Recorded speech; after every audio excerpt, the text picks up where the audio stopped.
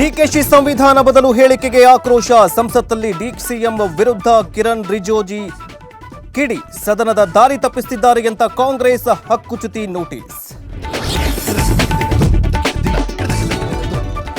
Supreme court ಅಂಗಳ ತಲುಪಿದ ಹನಿ ಕಹಾನಿ. ತನಿಖೆಗೆ ಆಗ್ರಹಿಸಿ ಸಾರ್ವಜನಿಕ ಹಿತಾಸಕ್ತಿ ಅರ್ಜಿ.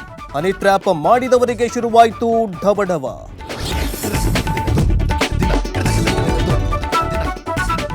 ರಾಜ್ಯ ಸರ್ಕಾರಕ್ಕೆ ಒಳ ಮೀಸಲಾತಿ ಕಗ್ಗಂಟು. ದಲಿತ ನಾಯಕರ ಜೊತೆ ಸಿದ್ದರಾಮಯ್ಯ ಚರ್ಚೆ. ಗೊಂದಲಕ್ಕೆ ಶೀಘ್ರದಲ್ಲಿ ತೆರೆ ಎಳೆಯಲು ನಿರ್ಧಾರ. ಹಾಲಿನ ದರ ಹೆಚ್ಚಳಕ್ಕೆ ಒಕ್ಕೂಟಗಳ ಒತ್ತಡ. ದುಂದುವೆಚ್ಚ ಕಡಿವಾಣಕ್ಕೆ ಸಿದ್ದರಾಮಯ್ಯ ಸಲಹೆ. ಬೆಲೆ ಏರಿಕೆ ಬಗ್ಗೆ ಗುರುವಾರ ನಿರ್ಧಾರ.